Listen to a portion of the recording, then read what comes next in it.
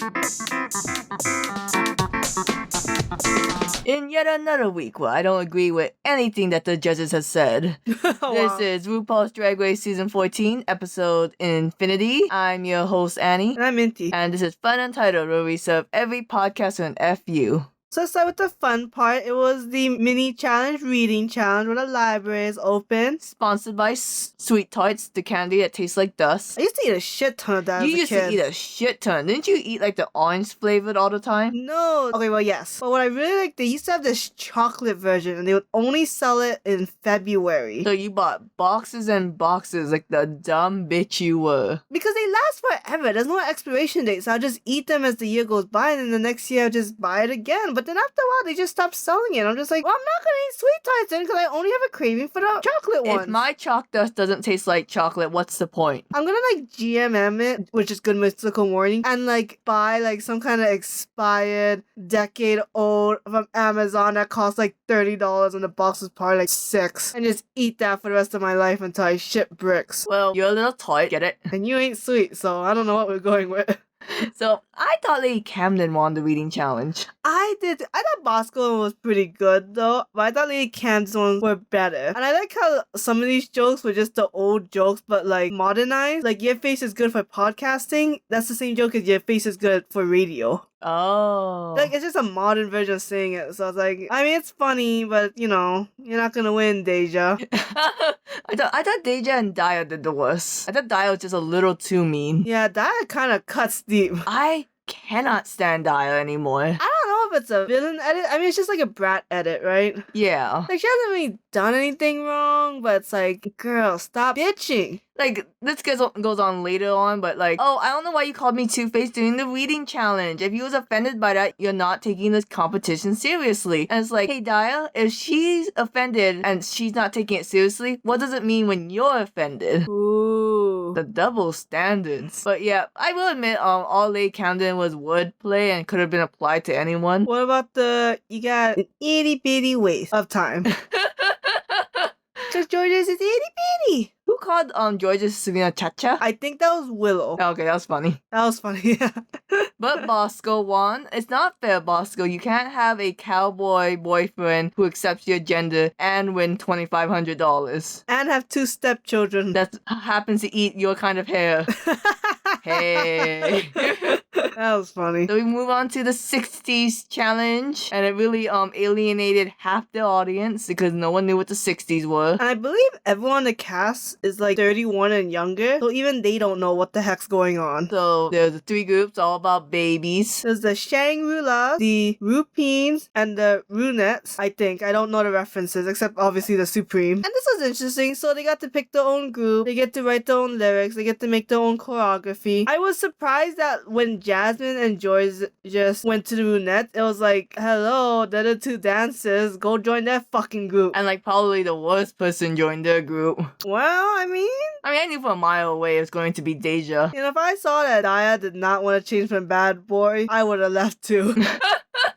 I mean, just Bad Boy Baby is just the most upbeat song. Of course, everyone wants that one. Yeah, so let's go into each group, the little performance, and the runway, which was Heart On. And I'm like, I don't know why, but whenever it's a heart theme, it's usually done pretty badly, and I thought this was no exception. Oh, I didn't realize they did it before. No, well, kind of. They don't have like heart specifically, but whenever someone has a heart motif, it's just a little overdone, a little tacky. Okay, top of your head, what outfit would you have done? I would have done like a homage to Ruse the Bat and just have a giant heart on my titty. Oh, okay, I can see that. But done, better than whatever the hell Angeria came out. If I had to do something, I kind of like what Carrie was doing, more like anatomical, but like I want it bigger. Man, I saw Carrie and was like, am I watching a bootleg version of this episode? Because her heart is flipped. Okay, let's go into shut up.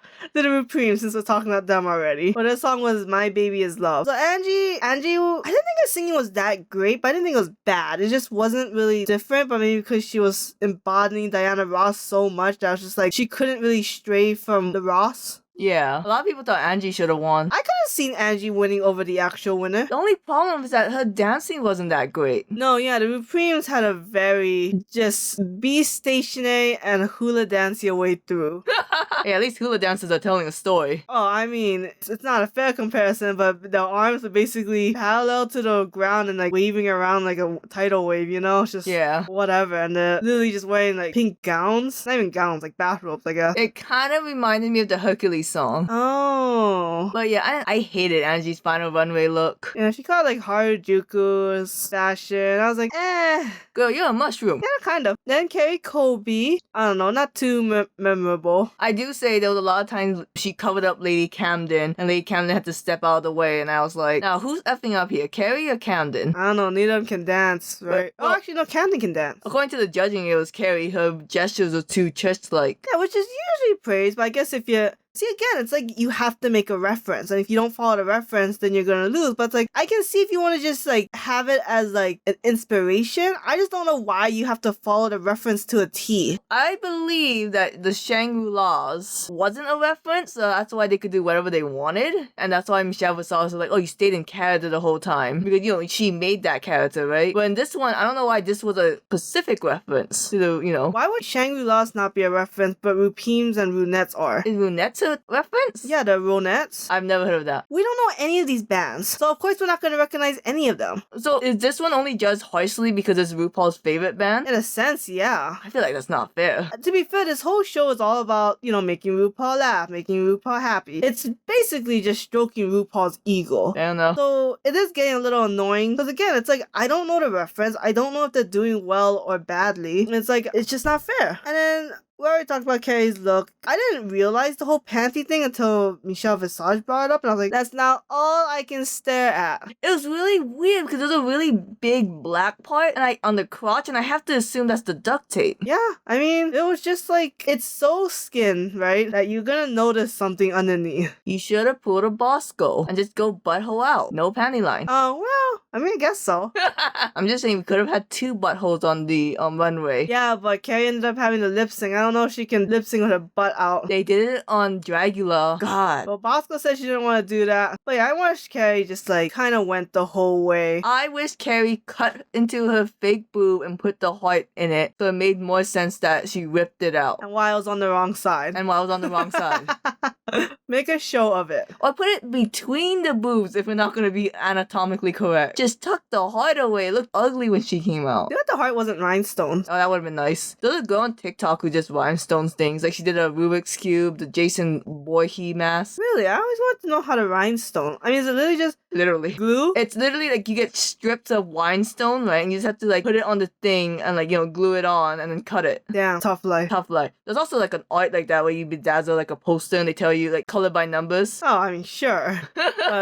Alright, then Lady Camden. I just thought Lady Camden looked weird. I don't know if it's because she's the one white girl next to 2 black women, but she just looked weird. Her hair was too big. Hair was too big. I think the makeup was kind of wrong. She could sing though. She could sing though, which was surprising because they didn't do any of her singing during the practice. And I thought the Cupid look was extremely cute. I thought so too. The heart could have just been a little bit more shapely. I thought it could have been smaller, but I think overall the message was already done. I think this is one she could have had more heart motifs, like in the crown, in like the shoes. Oh, you know how cute it would be if the crown was shaped like a heart? Yeah. Kind of like what Carrie was doing with her hair? What she was trying to do. More heart needs to give Carrie her hair. So, I thought Lady Camden should have been safe. Yeah, I thought so too. Now, I don't agree with who's on top, so why would I agree with who's on bottom? So go to the Shangri-La's Bad Boy Baby. I really don't know why they were the only ones who did a parody. It was a smarter choice. I thought it was funnier, and I thought this group dominated over the other 3. I thought it just was written all over it that Willow was the one who wrote this. Oh yeah, I mean, clearly Willow was leading the bus. And she should have been top. It's always sad when the person who did everything behind the scene was the one who didn't win. Right, like, I don't know what Daya did to make her at the top. I thought Willow and Bosco was better than Daya, so I thought, oh shit, Daya, you on the bottom. And her punk look? It was ugly. It was ugly. Like, the color combos is wrong. I don't know what a club kid is, but I don't want to think that's what a club kid is. I like the hair. And she has not yet drifted away from looking like Crystal Method. I mean, Crystal Method had a very interesting lip look that Daya adopted, and it's like, ooh, Ooh, method family. I mean, if it doesn't bother you, that's fine, but it bothers her, so it's like, do something. Honestly, that should have just been safe. Yeah. Then we have Bosco.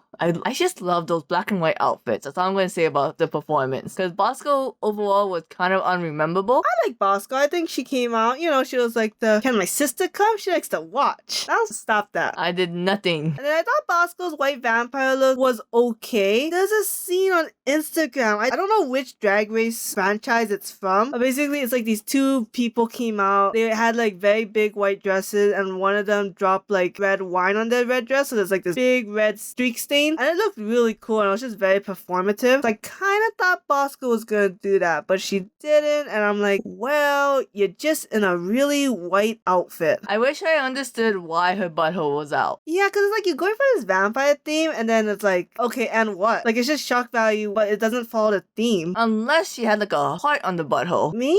I don't know.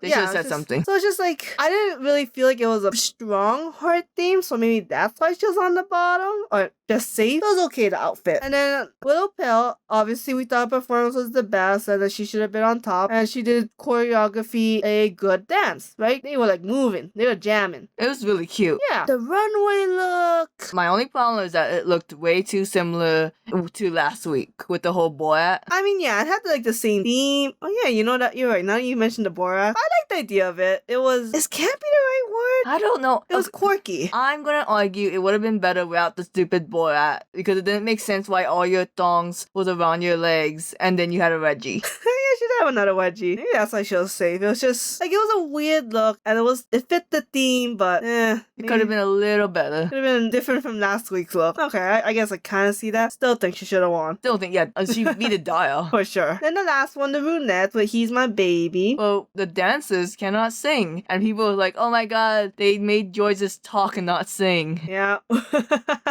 There's never a good sign. It's weird because I thought for sure Daya was the weakest dancer. Deja, sorry. I thought Deja was the weakest dancer, but she got on top. Yeah, I thought so too. I guess maybe she was the most confident in her shitty dance. Well, she did choreography it. And I can't believe she was like, I'm a cheer coach in like the previous episode, and then it plot twist for children. Well, I mean, it still counts. And then she had a very like superhero look. From now on, I'm not gonna complain when someone says anime, because I don't want to be that person, but I swear to god I'm gonna kill someone if someone just has blue hair and call it anime. Every time they have neon hair, it's like, it's anime. It's like, okay, cool. That was hands down the ugliest outfit Deja has ever worn on the runway. Oh yeah, this was a really, well, okay, I don't know if it's ugly as outfit. She's got some ugly outfits. You remember last week? The blue leopard? Oh yeah. But this is definitely an ugly look. Like, I don't see it. I wish the heart looked more like hearts instead of just like butt cheeks on her shoulders. I thought there should have been more red, white, and pink themes instead of red, white, and blue because it felt very America. I just wish the bitch showed off she can sew. Like, oh, she teaches dance. She can't dance. Oh, she can sew. She can't sew. I mean, she can do it. It's just like, I still can't believe she's still here. I will not miss her. Then let's go to our dancers I guess we'll go to the dancer who struggled, which was Jasmine. I thought Jasmine did okay. I didn't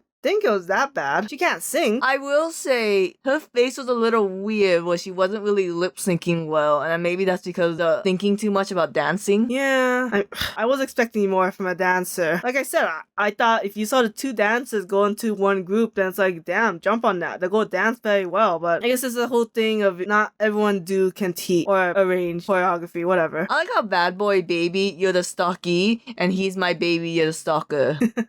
And then her heart-on look was very pageantry, very simple. I'm sorry, it looked too similar to her Stars and Stripe look in the first crafting challenge. Was that a ball? Yes. That was the one where like Team A had to be animal prints. Oh yeah, okay. Because it's basically, a off-the-shoulder dress. Wait, I guess a one-shoulder dress? Yeah. With one giant brooch. Yeah, I was like, I feel like you could have just used this for anything. You should just replace the heart with a different shape, or even just take off the heart. Yeah. So it's just too, like, I don't want to say pedestrian, but it was like, it's not enough. I like that comment. She owns the entire cardiology. I can't pronounce the word. Cardiology department. Yeah, you saved me. You just gotta be confident when you say it sometimes. Or maybe you can teach me how to talk one day, but instead you taught me how to Dougie.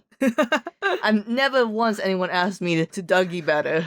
God, that's an old reference. Well, this is the 60s. God, it's not that old. Then Georges, again, just like Jasmine, I think they had very similar performance. Just there wasn't really anything there, but I did like her runway look. She has to stray away from the lingerie look, but until she does, we can eat this up. I thought it was cute. It was like the big puffy heart, the lingerie. It had like a sexy theme going on. Also felt very Victorian Secret Angel kind of thing. Her bra was really big. And the bra was too big for someone who doesn't really pad the chest area. Like she pads the booty, but she doesn't pad the chest, which is a look. Man, when she was sitting in Untucked, I thought that was really sexy and hot. Was not paying attention. I don't look at the faces, I look at the legs.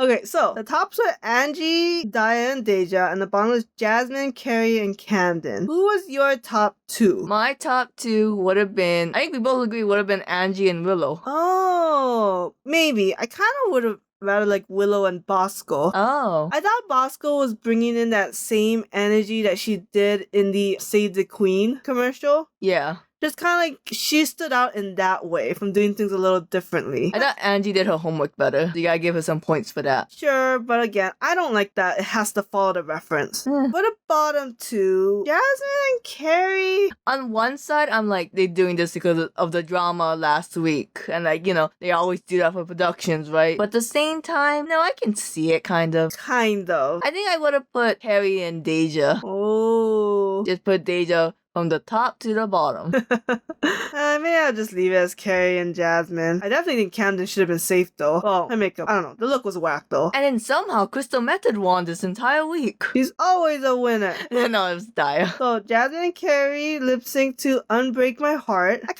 of thought Carrie had this. I mean, Jasmine lost a shoe. Yeah, I thought as soon as Jasmine lost the shoe, it would have been like that person whose money gun stopped working. Like, oh, one thing fucked up, you're gone. Alyssa Hunter. It hasn't been that long since she's been eliminated. Okay, you name me any other queen that got out second. Nikki Doll. We talked about this. F you. And then, but Jasmine killed it. IMO. I guess. Carrie kind of stood there. So Carrie goes home. I like Carrie's personality, but to be honest, she hasn't really brought it. Like, she's all face, but her outfits were okay. Her performance and challenges are okay. She's just been safe for so long that when all the bottom queens are out, you become the new bottom. So it's kind of an eventuality that Carrie was gonna go home. Like a upside down Pez dispenser.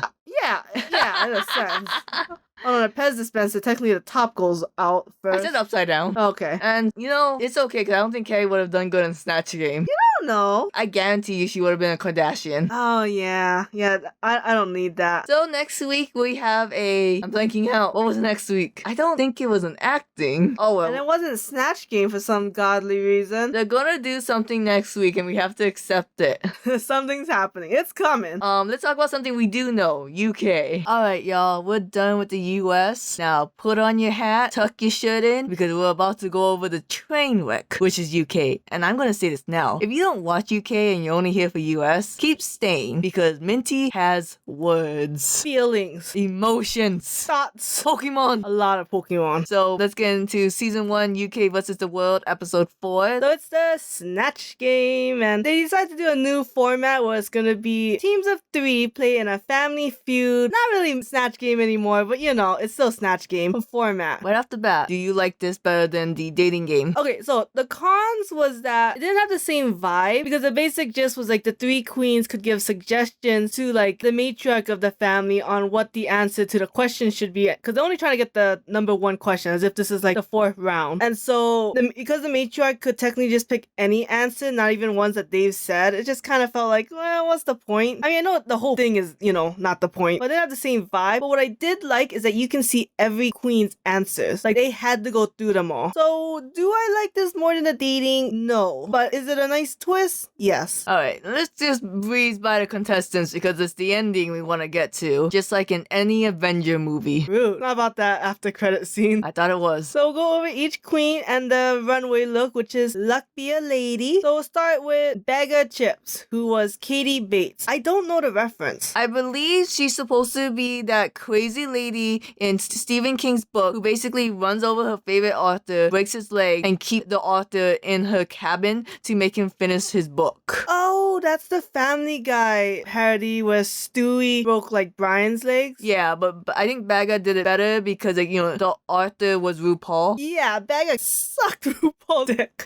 Oh my god. Okay, I like zoned out during the second half, but from what I could tell, her jokes was very stale, and the editing, they tried to resuscitate it so badly by adding the beep sound effect every time Baga looked at the camera. Maybe if I knew the reference more, I would like it more, but yeah, I didn't give a shit. I didn't think it was funny on its own. Like you said, it was laid out. And then her luck look was like a St. Patty's Day getting drunk on the street. I don't know, it felt kind of costumey. Baga's like, I'm doing this for Jimbo. I'm gonna win for Jimbo. Jujubee, you gotta bring it. And I'm like, hey, Baga, how about you bring it? It seems like you have more money than Jujubee, but you're still not bringing it. Baga should have gone home at this point. Sorry. Hey, we wanna know if Baga wants? No way she's gonna vote out her seamstress Pangina.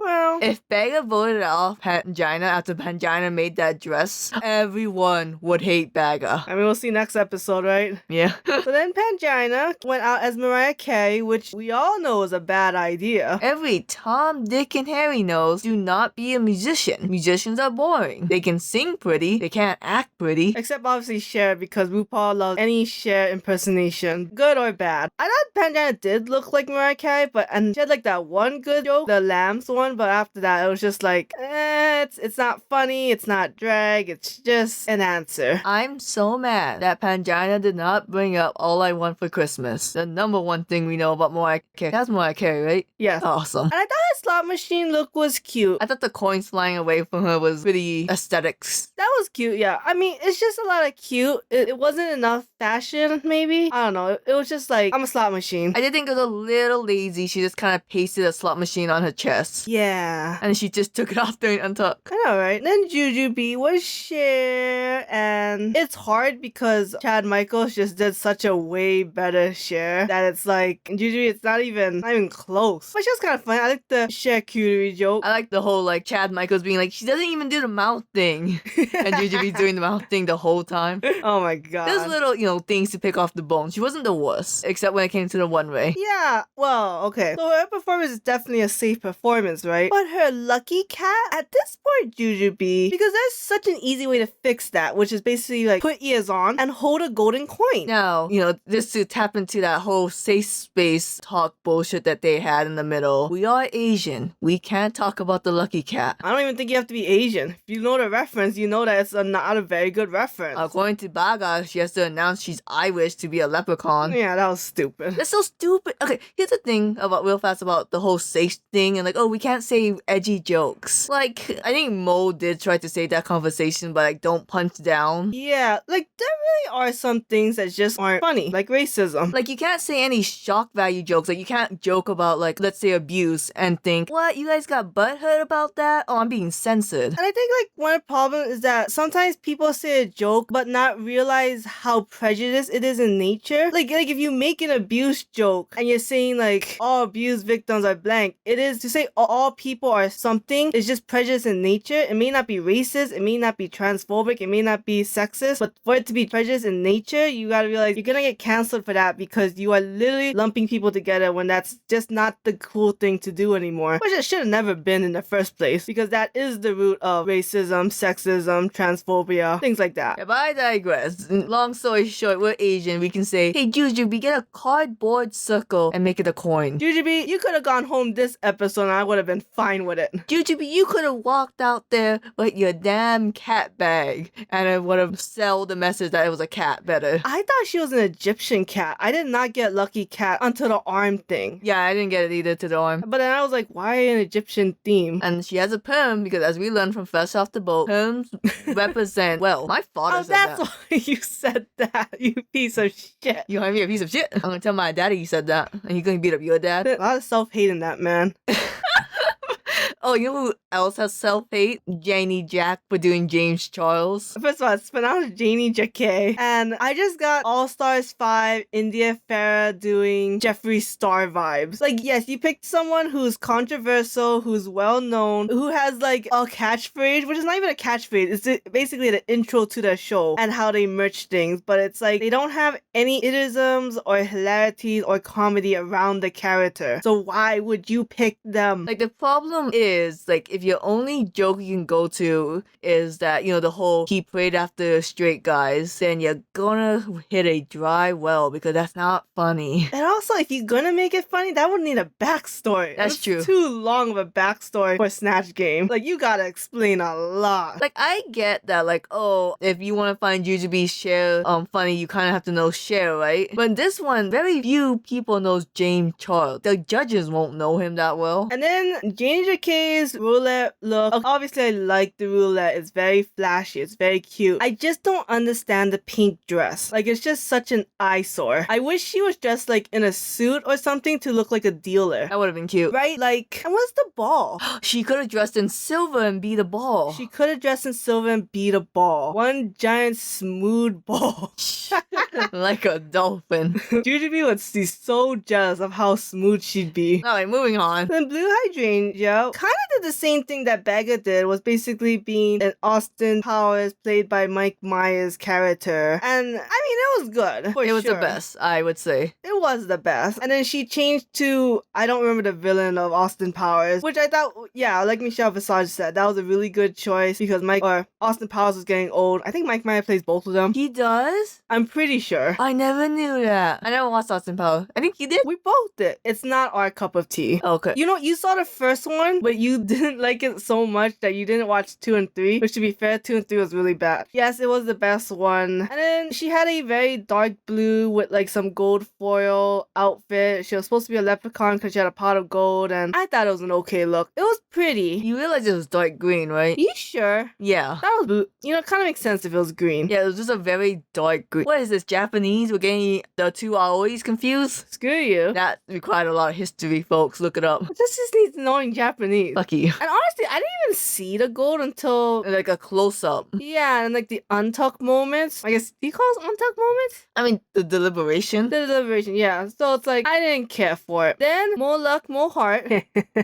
really like that. More money, more heart. Was Billy Porter. It was okay. I like that she was like out and about, you know. It didn't seem like boring ass answers. My problem was that in Snatch Game, it should be funny even if you don't know the reference. Like Gottmik's Paris Hilton was funny even if you didn't know who Paris Hilton was. Yeah, and I always think of Gigi Good being Maria, the first human robot, something like that. That was super funny. So my only problem with Mo is that it was so very specific. Like, I had no idea. See? Not enough backstory. Oh god, but she came out in this Vegas showgirl light show. That was so fantastic. So Starburst colors pink and orange never fails. And she had flamingos, so she was like the Flamingo Hotel. Holy crap. It was good. It was great. I don't know if she would be number 3. Well, I guess, you know, if you consider the look and the performance, I guess she would be number 3. That one outfit cost more money than Jujubee's entire wardrobe. Probably. I mean, shit. Also, I wanted to bring this up. Do you think it was fair for one of the judges to be like, Jujubee, your Eartha kit was so good, I was hoping this would be as good? That's the problem with Jujubee. No one else is getting this treatment except Jujubee. Oh, you used to be so good. What happened? It's like, hey, we're judging here and now, bitch. I don't know. It is an all-star season though, where you are invited back based on your past season's performance. Yeah, but did RuPaul really watch Styland and Holland?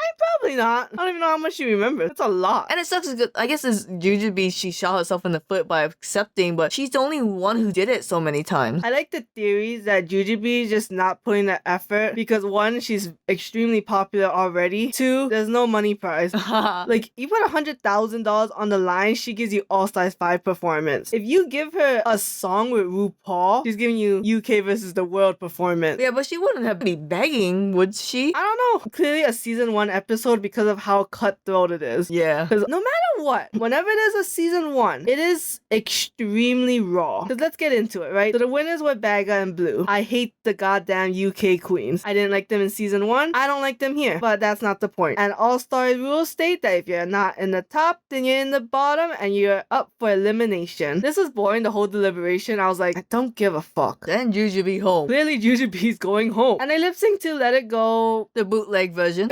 Shut up.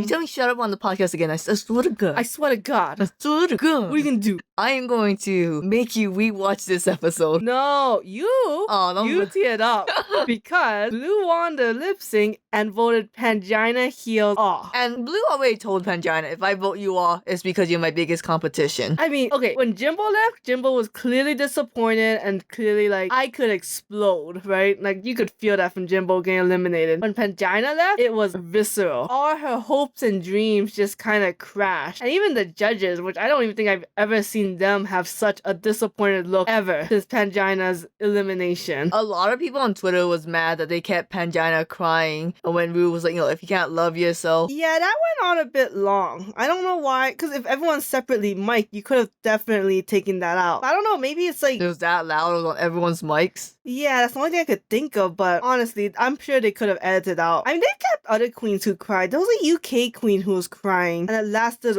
quite a bit. And it's just like Pangina, like usually by the time they get back to the workroom to write their messages, they've kind of collected themselves. But clearly Pangina was still gutted. Because that is insane to take out Pangina here. Like, I can understand that you would take out Jimbo because of their personality, but to get rid of Pangina for being the best, that's insane. That was Pangina Manila Luzon. Because Jimbo wasn't. Because Jimbo was definitely on the bottom. It was worse that week. Like, like you said, Pangina as a judge probably knows how to eliminate someone who's bad that week and not look at track record. Yeah, I don't know. I think what's hard is because this is such a small cast, while like All Stars 4 had a bigger cast, so it felt like Manila Luzon had a longer streak. But in terms of like percentage-wise, they're already down to the top 6, so just kind of got Manila Luzon. Debatable which one is worse, but this one is definitely a punch to the gut. And damn it, I don't even like Blue or Baga. And I was rooting for Pangina after Lemon got eliminated, so now I have no one to root for. I really couldn't give a shit of any of these winners as long as it's not a UK queen. Yeah, I feel that too. Well, next week, I swear to God, if Michelle Visage tells Blue, hey, don't be sad about Pangina. If I was in your position, I would have done the same thing. I'm gonna lose it. That could be about the music too, though. Could be, but who